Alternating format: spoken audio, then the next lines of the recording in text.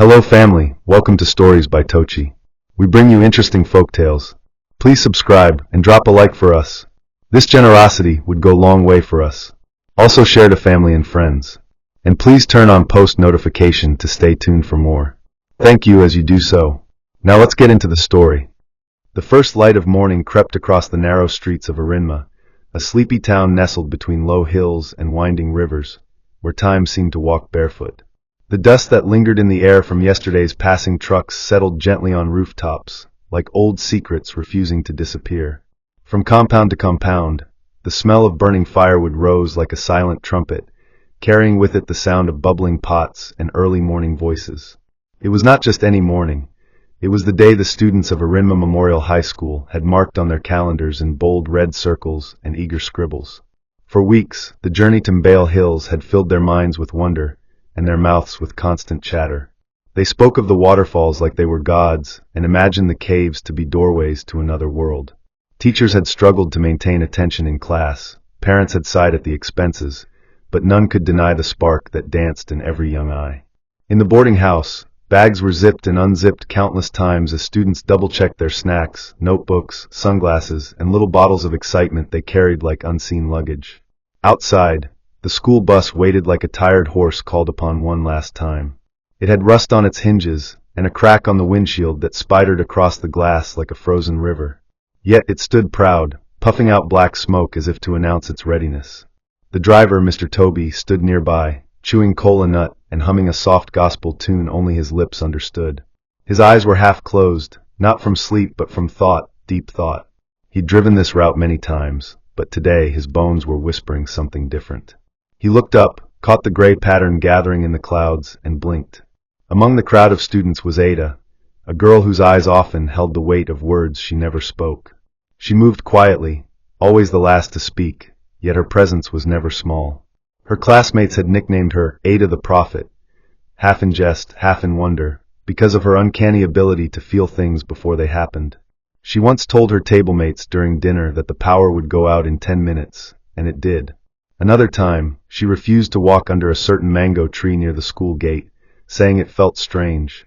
And 2 days later, a large branch came crashing down during a storm. This morning, as her feet approached the waiting bus, something inside her tugged. Not a voice, not a dream, just a weight. A stone in the belly. She paused at the edge of the steps and looked up at the bus as if it were a cage made of metal and silence. A breath escaped her lips, barely a whisper, as she pressed a trembling palm against the door frame. She boarded. Inside, the other students buzzed like flies around ripe fruit. Music blasted from phone speakers, shoes tapped rhythms on the floor, and wrappers rustled with the promise of groundnut and suya. She made her way to the back where Afani, the ever-loud, ever-alive Afani, had already claimed 2 seats. He sat like a king on a crooked throne, arms outstretched, his laughter shaking the windows. "Ada, you're late, oh!" he shouted, patting the seat beside him with theatrical flair. "I was about to start taking passengers from another school." Ada smiled, thin and fleeting, and took her place. She liked Tiffany. He had a reckless joy that made silence feel like a crime. But this morning, even his light couldn't warm the cold knot in her chest. He leaned toward her, grinning. "By the time we reach Mbale, you'll see. I'll be the first person to swim under the waterfall. They'll name it after me, Ifani's Pool of Bravery." His words bounced around the cabin, gathering chuckles. But Ada just nodded. She looked outside the window, watching the trees sway lazily, and muttered, almost to herself, "We should have prayed." Ifani raised a brow, unconcerned. "Ah, prayer? I did mine this morning, quick. God knows I'm too excited to do long grammar." Up ahead, Mr. Dominic stood beside the driver, taking a head count with a clipboard and the tired patience of a man used to noise. He was one of those teachers who taught with stories and made students love books without knowing they were learning. His voice could calm a classroom and correct a mistake without crushing a spirit. Today, he was responsible for 28 students. He took his count twice, then a third time just to be sure. Satisfied, he nodded and glanced toward Mr. Toby, who had started the engine. The gospel tune returned to the driver's lips, soft and low. "Let's commit the journey into God's hands," Mr. Dominic said, raising a hand. But as if on cue, someone screamed from the back that the AUX cable wasn't working, and the cabin erupted again. A new playlist had started, loud and fast, cutting through the moment like a machete through yam. Mr. Dominic smiled faintly and lowered his hand. The prayer was forgotten. Outside, a breeze moved through the tree line with purpose. Leaves twisted, birds scattered. The wind whispered a warning, but no ears were listening. Inside the bus, seatbelts clicked, snacks opened, laughter flowed. The door hissed closed. Tires rolled forward. The gatekeeper of Arinma High waved goodbye without looking. Somewhere in the quiet distance, a crow cawed once, then flew away. There was a weight in the air, one that could not be measured, only felt, like the hush that falls before a verdict. And still, the road opened ahead, long and winding, like a serpent stretching beneath the sun. As they turned the first corner out of town, Ada looked back, not at the school, but at the land itself, as if she sensed it might be the last time she would see it from above the soil. Back in town, while laughter echoed down the road, Ezen sat bolt upright in her bed, sweat soaking her bedsheet despite the morning chill. Her mother was in the kitchen, unaware that her daughter had just seen something that left her hands trembling. In her dream, a bus had turned upside down, and voices had called from beneath shattered windows.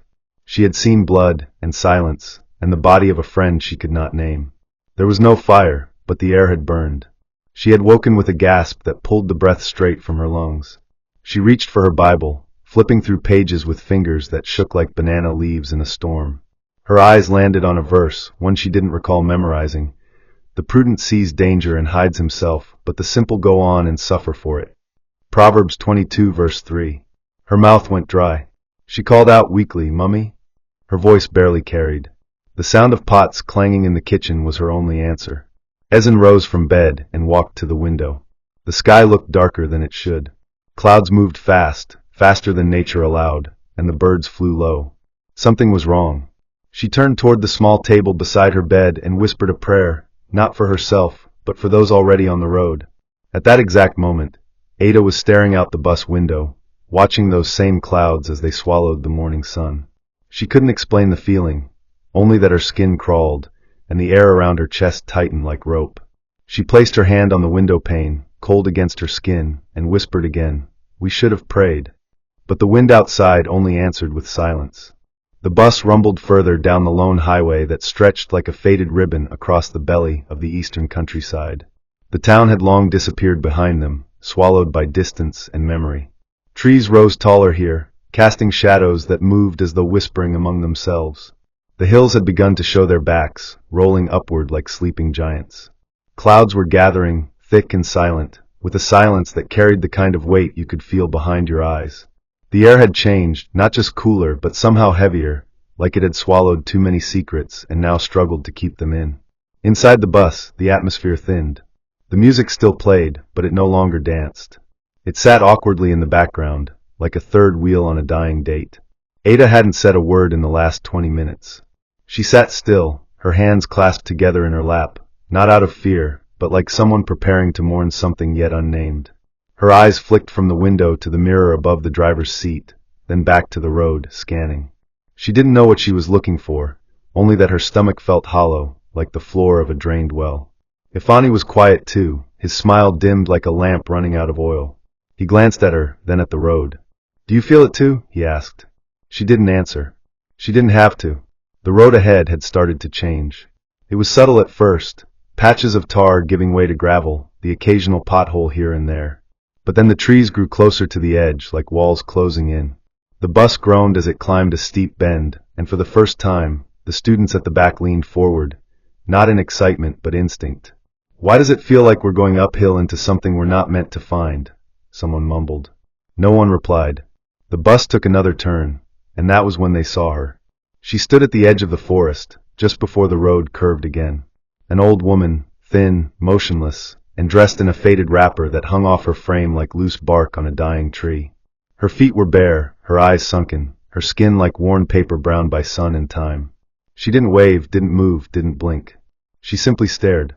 The kind of stare that pins the breath in your throat. Mr. Toby eased his foot on the brake. The tires hissed, the bus slowed. Every voice inside fell silent. Even the music cut off mid-beat, as though the speaker itself had taken fright. The old woman remained still, her head tilting ever so slightly, not in curiosity, but as if to listen, as if hearing something the others could not. Mr. Dominic stood from his seat at the front, his brow furrowed, his hand unconsciously resting on the Bible in his side pocket. "What's she doing here?" he muttered, mostly to himself. "This area is supposed to be uninhabited." No one could answer. The road was narrow, flanked by thick trees on one side and a steep drop on the other. Turning back was impossible. The only way forward was through. Slowly, Mr. Toby pressed the accelerator. The bus crawled past the old woman. As they drove by, Ada's eyes met hers for just a second. What she saw wasn't anger or madness or even sorrow. It was something else. A kind of stillness too deep for words. The woman's lips moved, but no sound came. Just emotion. A whisper to the air. A prayer or a warning, nobody knew. As the bus passed, the woman turned, not toward the forest, but toward the sky, and raised one trembling hand as though beckoning the clouds to remember. Then she vanished behind the trees. Mr. Toby shook his head and muttered a verse, almost under his breath. "For we wrestle not against flesh and blood." The students tried to return to their conversations, but it was like trying to whistle in a graveyard. The weight had returned, heavier now, colder, like fingers running along the spine of the soul. The rain came suddenly. It didn't start with a drizzle or warning winds. It fell hard, like glass shattering on stone. Thick droplets slammed against the windshield, and within seconds the road was a blur. The wipers swung back and forth like frantic arms, but they could barely keep up. Thunder rolled from the sky, loud and long, like a voice too ancient to ignore. The bus swayed slightly as a gust of wind shoved against it. Inside, the tension stretched like a rope pulled between two horses. Some students laughed nervously, others gripped their seats. Ezen's dream returned to Ada like a whisper in her mind, though she hadn't told anyone about it yet. She remembered Ezen had refused to come, saying she'd seen something bad in her sleep. They had laughed it off then. But now, as the rain beat harder, Ada understood. Every inch of her skin prickled, her hands shook. "We need to pray," she said softly. Ifani turned. "Now?" "Yes." He paused, looked around. Most students weren't listening. They were too distracted by the storm outside and the growing fear inside. He reached into his pocket and pulled out the necklace his mother had given him. A simple wooden cross. "Say yours." "I'll say mine." The road twisted again and the bus jerked. Mr. Toby muttered, "This rain wants to swallow us." Mr. Dominic leaned forward, slowed down. "We're not in a race." But the tires were already losing grip. The ground beneath them had turned slick. Mud disguised as tar. Trees leaned in from both sides. It was like the forest wanted to speak. Wanted to hold them back. Or maybe to keep them forever. "I will lift up mine eyes unto the hills, from whence cometh my help," Ada whispered, her voice trembling. "My help cometh from the Lord." The verse cut short as the radio suddenly came alive on its own. Static poured from the speakers, loud and strange, like 1,000 whispers trying to form one voice. No one had touched it. No one had even remembered it was there. The buttons hadn't worked in years. But now it was loud, insistent. Mr. Toby slapped at it, but it didn't stop. And then, under the hissing noise, a voice broke through. Not clear, not whole, but sharp enough to be felt in the bone. Just 3 words. "Turn back now." Then silence. Complete. The radio died again, lifeless. No hum, no flicker. Only the sound of rain and hearts pounding like drums in a cave. A shiver passed through the cabin. One student at the front began to cry. Not loudly, just small sobs that seemed to curl into the corners of the bus like smoke. Mr. Dominic stood, hand gripping the overhead rail. "It's interference," he said, but his voice didn't believe his words. Ada stared straight ahead. Ifani had gone quiet, his face pale. Mr. Toby pressed on, determined to shake the strangeness loose by force. But the road had begun to fight back. A sharp turn loomed ahead, barely visible through the rain. The wheels screamed against the bend. The bus lurched left. Screams followed. Bags tumbled. A girl hit her head against the window. And through it all, Ada held the cross on Ifani's neck and squeezed her eyes shut, repeating the only prayer she could remember. "Even though I walk through the valley of the shadow of death, I will fear no evil." The forest surrounding the road had grown thicker, as though the trees had crept closer with each mile passed, cloaking the narrow path in shadows that danced in rhythm with the rain. Outside the bus windows, the world looked like it had been soaked in ink. Trees bowed under the weight of water, their leaves glistening like the backs of frogs, and every branch seemed to point accusingly at the bus like long bony fingers.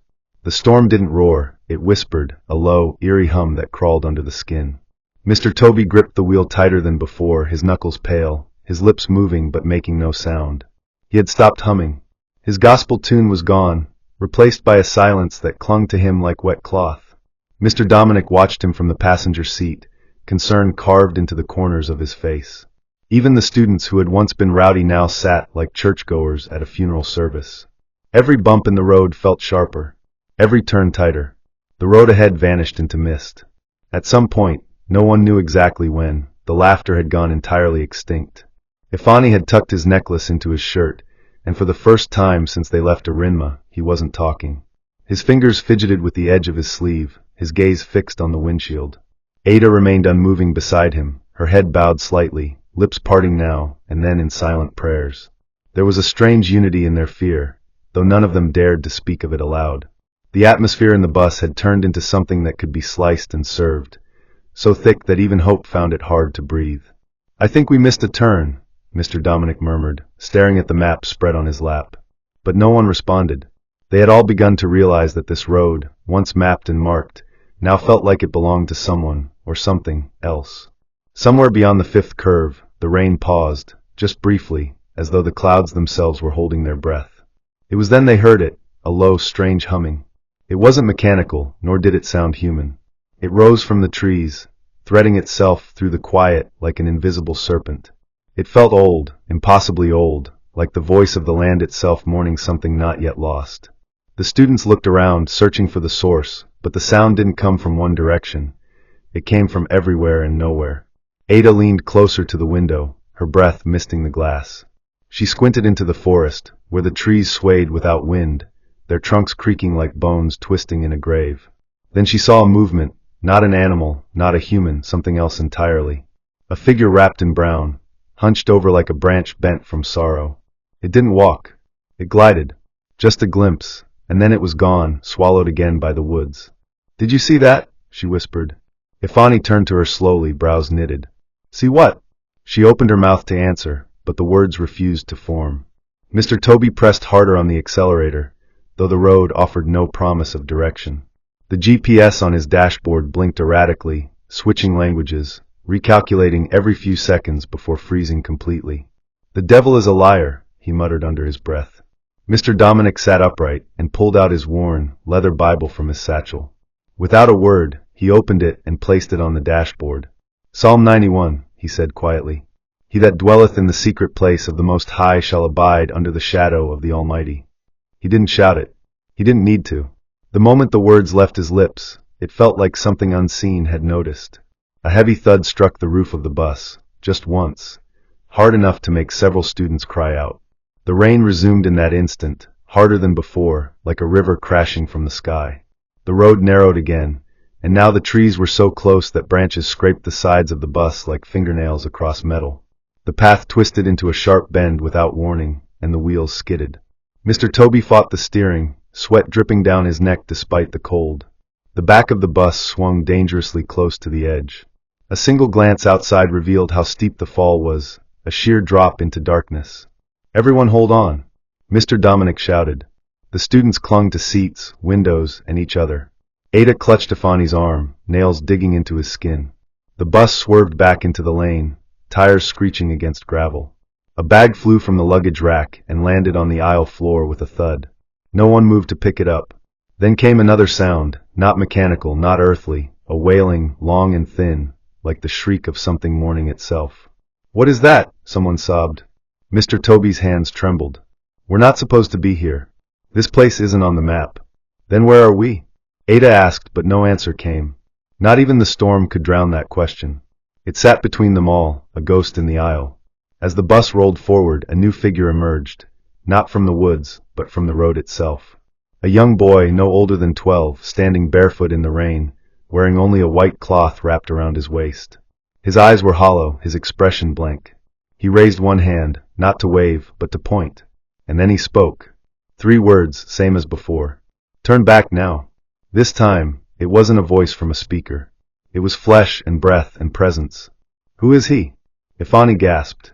The boy turned and walked into the trees, vanishing as though he had never existed. Mr. Dominic dropped his Bible onto the floor. They didn't speak for several minutes after that. Not out of fear, but something deeper, reverence perhaps, for the mystery unfolding around them. The kind of fear that humbles. That breaks the spine of arrogance and replaces it with dread soaked in awe. Let's stop. Let's turn back, Ada finally said. Her voice was fragile but firm, a whisper made of stone. There's no space to turn here, Mr. Toby replied. We keep moving until we find a clearing. But each curve brought only tighter walls of forest and thicker shadows. The bus felt smaller now, as though the outside world had pressed in to crush it. Ada closed her eyes and thought of Ezen, of the dream she'd dismissed. We're not on the road anymore, she said suddenly. We left the road a long time ago. We're on something else now. Mr. Dominic, who had picked up his Bible from the floor, flipped through pages with frantic urgency. He landed on Isaiah 30 verse 21 and read aloud, And thine ears shall hear a word behind thee, saying, This is the way, walk ye in it. When ye turn to the right hand, and when ye turn to the left. He looked around at the faces. Most were pale, others soaked in silent tears. The bus jerked again, and then the road disappeared completely under a layer of thick mist. It was no longer a road, just earth, bare and breathing. I think, Mr. Toby began, but he never finished. The headlights flickered, then died. In the split second of darkness, something rushed past the bus with a gust so cold it froze every open mouth. When the lights returned, they revealed a path that hadn't been there before, a fork in the road, one side heading deeper into the mist, the other toward a clearing. A decision, a moment of judgment. And behind them, somewhere far in the trees, the old woman was singing. The clearing ahead was not a place of comfort, but a strange, silent basin ringed by crooked trees that bent inward like gossiping elders listening to secrets buried under soil. The bus eased into the open ground with an exhausted groan, as though it had been begging to rest. The rain had softened into a drizzle, thin and tired, like tears that no longer surprised the face they stained. The clearing itself was eerie in its stillness, no chirps, no rustling, not even the hum of insects. It felt like a room where something had just happened, and whatever it wasn't finished. Mr. Toby killed the engine and leaned back into his seat, eyes closed, lips pressed into a tight line. No one asked why they stopped. They didn't have to. The air around them was heavy with decision. Some of the students stood, others remained frozen in their seats. It was Afani who finally broke the silence, his voice quieter than anyone had ever heard it. What now? No one answered, but all eyes shifted to Mr. Dominic. He stepped down from the bus like a man walking into sacred ground, each footfall deliberate, his Bible still clutched tightly against his chest. The sky above the clearing wore a pale, bruised color, and the wind began to circle them slowly, not with violence, but with an unsettling curiosity. As the students stepped out one by one, their shoes sinking slightly into the damp earth, the presence of the clearing began to unravel something inside them. Not fear, something older, something heavier. It was Ada who noticed it first, an unusual arrangement of stones at the far end of the field, formed in a perfect circle, too perfect to be random. They were covered in moss and age, but even from a distance, they seemed untouched by rain. This isn't a clearing, she whispered. It's an altar. Mr. Dominic moved toward the circle, the pages of his Bible fluttering wildly in the wind, even though the trees remained still. He looked down at the stones, then back at the students, and for a long moment he said nothing. It was clear he recognized something, not the shape, not the pattern, but the weight. The spiritual tension that wrapped itself around the clearing like an invisible net. He knelt beside the altar and began to pray, not aloud, but in the kind of whisper that shivered between heaven and earth. Behind him, Ada watched in silence, her arms folded tight across her chest, trying to still the trembling. Ifani sat on a fallen log nearby, staring at the ground, dirt now caked to the soles of his shoes. The others lingered close to the bus, uncertain whether to step further or retreat. Then the wind shifted again. It didn't blow in one direction, it moved like breath, inhaling and exhaling around them. That was when the singing returned. Faint at first, barely above the hum of silence, but unmistakable. A woman's voice, the same voice from the forest, low and long and threaded with sorrow. It wasn't coming from the trees. It was rising from the ground. She's under us, one of the girls said, clutching another's arm. The song, it's underneath. Panic crept back in like smoke under a door. Mr. Dominic opened his Bible and read aloud, his voice steady. For the Lord is our refuge and strength, a very present help in trouble. Therefore will not we fear, though the earth be removed. Psalm 46. The moment the verse left his mouth, the stones around the altar began to tremble. Not visibly, but the vibrations could be felt in the soles of their feet. Ada stepped forward, drawn toward it not by curiosity but by something else, a compulsion she couldn't explain. The closer she came, the more the world around her faded, until it felt like she was walking inside her own breath. And then she saw something tucked between the stones, a torn piece of yellow cloth. It was identical to the fabric of their school uniform. She crouched and picked it up, her fingers brushing against the damp rock. The cloth was frayed at the edges, as if it had been there long enough to lose its memory. Holding it sent a chill up her spine. "Someone's been here before us," she whispered, more to herself than anyone else. Mr. Dominic walked over and gently took the cloth from her hand. He turned it over once, twice, then looked at the edge where faded letters had once been printed. It was the corner of a school badge, the same one sewn into all their shirts.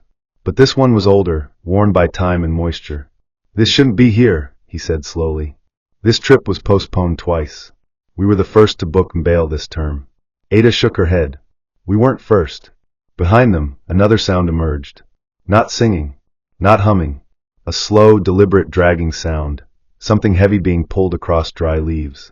Heads turned in every direction, but the noise seemed to have no origin, no feet attached to it. Then came a child's laugh, sharp and sudden, and gone before the echo settled. "We need to get back in the bus," one of the boys said, already walking backwards. But the trees had moved again, subtle but real. The path they had come through was no longer open. Branches now grew across it like a woven net of arms. They were trapped in the clearing. Mr. Toby stood by the bus, his hands on his head, whispering prayers too fast to be understood. Mr. Dominic looked toward the sky, searching for the sun, but there was none.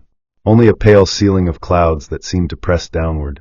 "There's something wrong with time here," Ada said. "It's like the day isn't moving." And she was right. The light hadn't changed since they arrived.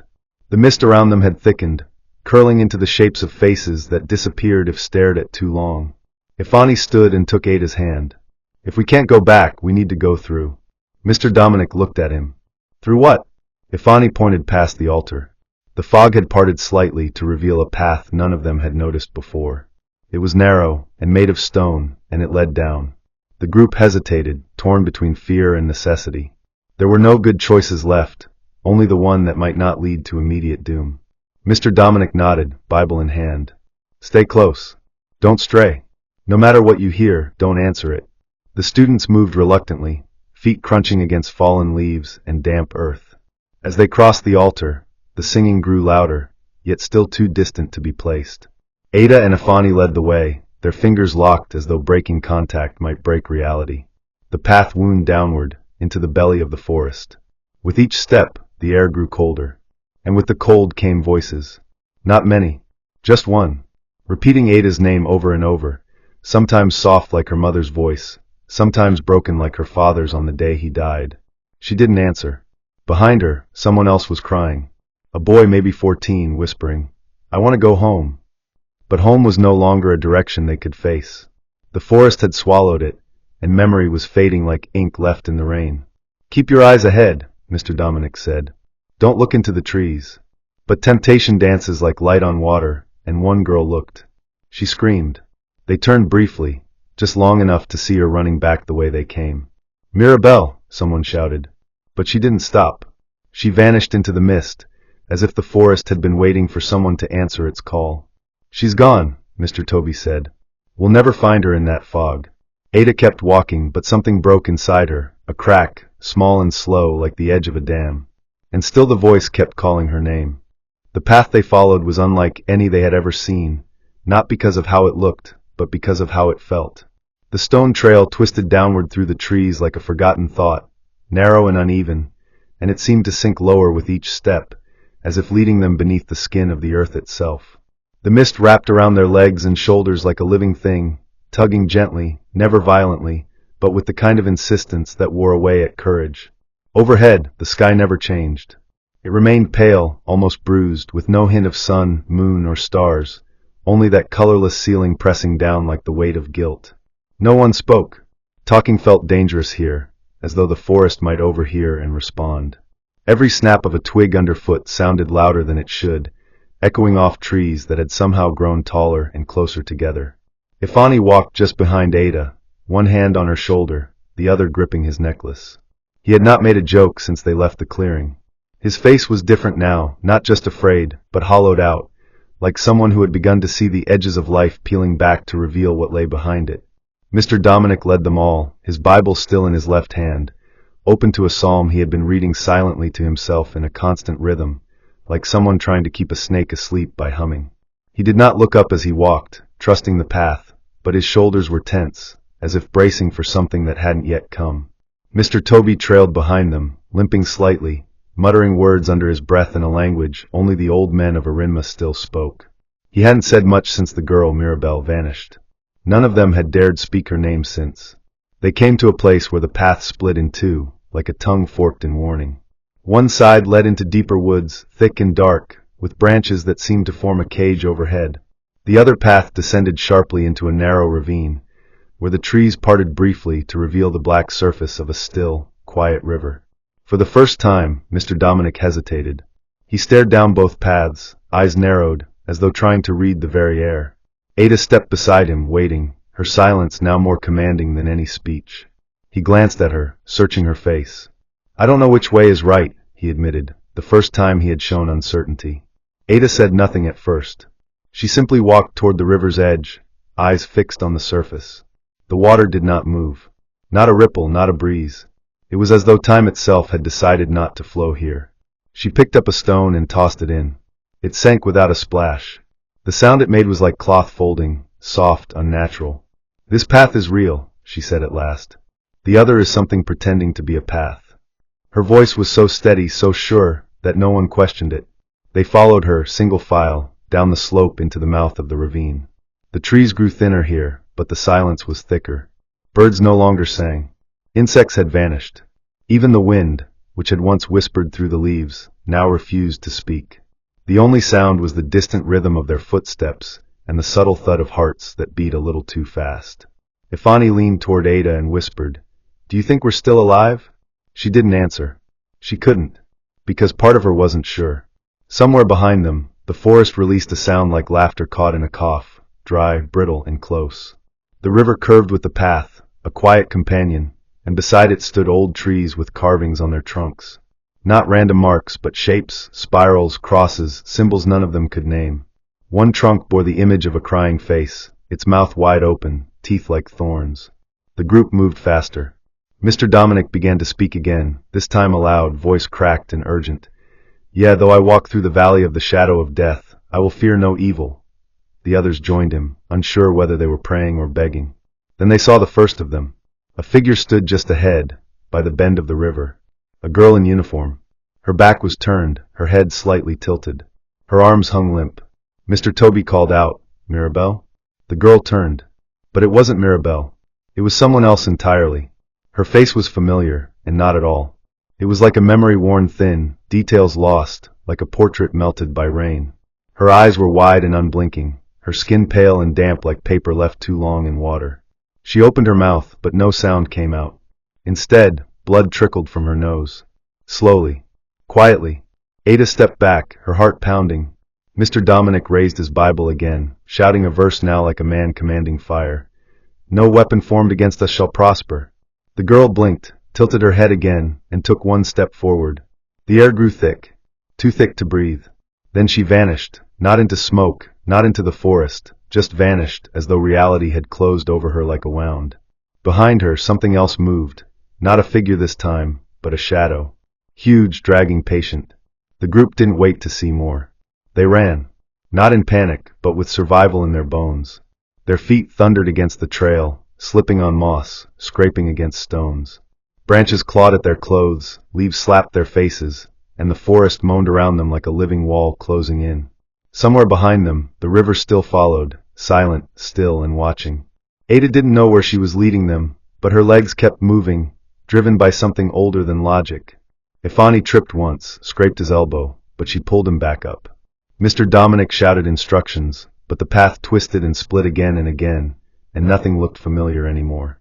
At last, they stumbled into a small, open space with an old well at its center. The stones around the well were covered in moss, the rope frayed, and the bucket missing.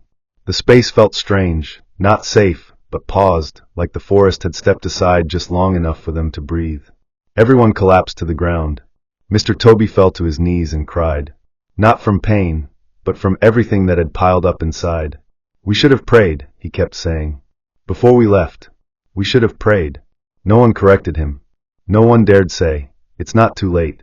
Because in places like this, time does not offer second chances easily.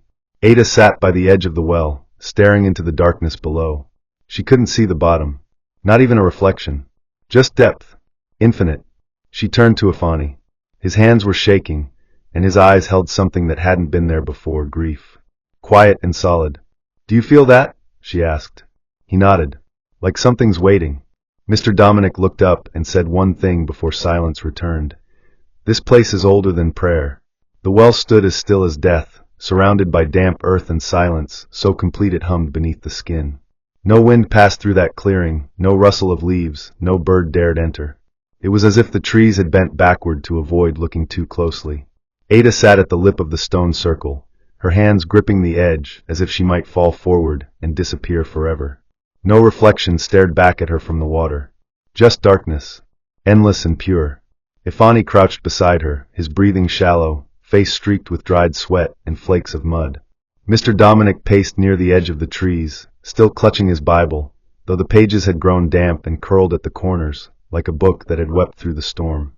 Mr. Toby remained on his knees, whispering old prayers mixed with broken apologies. The students were scattered around the space, bodies resting, minds unraveling in silence. No one cried anymore. There was no strength left for it. Crying belonged to the earlier stages of fear. This was something beyond.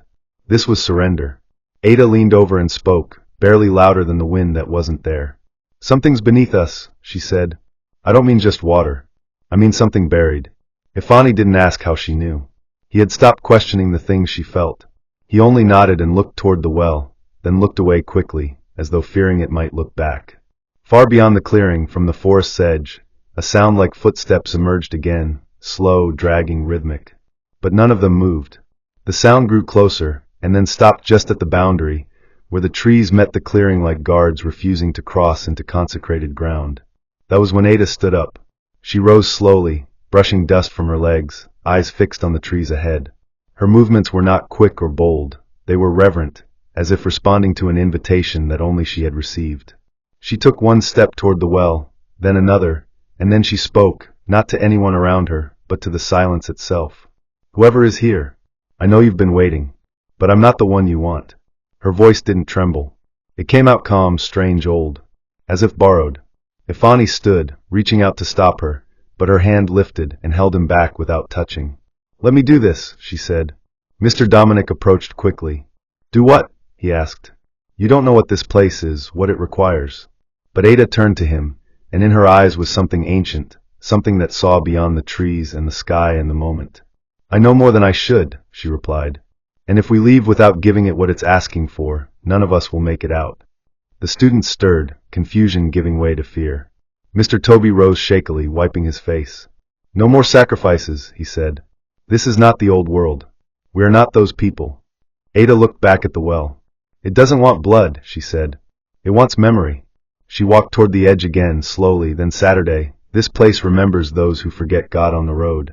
This place collects the pride that rides ahead of prayer. She pulled from her pocket a folded paper, something she had kept from the trip's start, a photograph of their class, smiling, unaware, alive. She tore it once, twice, into 4 pieces, and dropped them into the well. The pieces floated briefly, then were gone. The water swallowed them without ripple. And for the first time, wind moved through the clearing. It was subtle at first, a breeze like a whisper in a crypt. The trees above began to sway, groaning slightly as though finally exhaling something they'd held for centuries. The air lightened, not with joy, but with the departure of a weight none of them could name. The oppressive stillness began to crack. A bird called from somewhere deep in the forest. Another followed. Then came the smell, fresh, clean, wet earth not soaked in dread but promise. Mr. Dominic turned in a slow circle, as if seeing color return to a painting that had long been left in shadows. It's passing, he said, voice trembling. Something has released us. The students looked around, unsure. Nothing dramatic had happened. No thunder. No burst of light. But they felt it. In the bones. In the heart. In the breath that didn't catch any more. Ada stepped back from the well, eyes glassy, her hands loose by her side.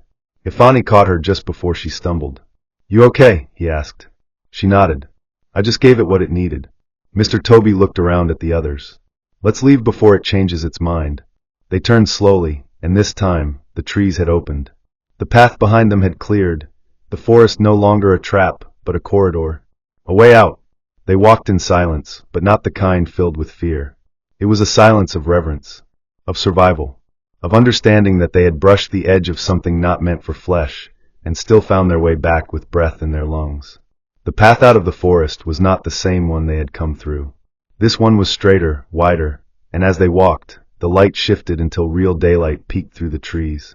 Not the strange, gray hue they had walked under for hours. This was warm, golden, the color of life returning to the skin. When they reached the edge, the forest gave way to the first gravel road they'd seen in what felt like a lifetime. The bus was there, unmoved, quiet, as though it had waited for them the entire time. They boarded one by one. Some glanced back at the trees, others didn't dare. Mr. Dominic sat at the front, head bowed. Mr. Toby turned the key. The engine coughed, then came alive. They drove in silence, not because they were afraid, but because no one had the words to explain what they had seen, what they had felt, what they had barely survived. Ada stared out the window. Her reflection stared back, but her eyes were different now, older, still. Ifani sat beside her. He opened his mouth, paused, then whispered, "I don't think anyone will believe us." Ada turned to him. "We don't need them to. We were there. And we came back." He nodded, and they sat in shared quiet. Behind them, the hills of Mbale grew smaller, retreating into memory. Somewhere far above the trees, a single ray of sunlight broke through the clouds and landed on the road ahead. Not blazing, not dramatic, just steady, guiding. And this time, before they drove past the final bend, Ada bowed her head and closed her eyes. "Before they call, I will answer, and while they are yet speaking, I will hear." Isaiah 65 verse 24. The wheels rolled forward, and nothing followed them home. Sometimes, the greatest dangers we face don't come with warnings or flashing signs. They come quietly, hidden in our overconfidence, our distractions, and the times we forget to speak to the one who sees the road ahead. No journey is too small, and no destination is too familiar, to exclude God from the beginning. Before you step out of your gate, step into His presence. Pray before you travel, not just to avoid danger, but to invite peace, direction, and divine presence into your path. Heavenly Father, thank you for being the God who sees the road before we ever set foot on it. We come to you today, asking for your covering over every journey we take, whether far or near. Lord, we ask for your angels to go before us, to shield us from seen and unseen danger. Teach us to pause and acknowledge you before we move. Let our spirits be sensitive to your warnings, and our hearts always open to your direction. For every listener here, may their path be lit with your light, their travels wrapped in your mercy, and their coming and going secured by your mighty hand. We will not walk alone, and we will not walk blind. In Jesus' name we pray, Amen. Hope you enjoyed this interesting story. Please don't forget to like, share, and subscribe to our YouTube channel. Turn on post notifications. See you on our next story.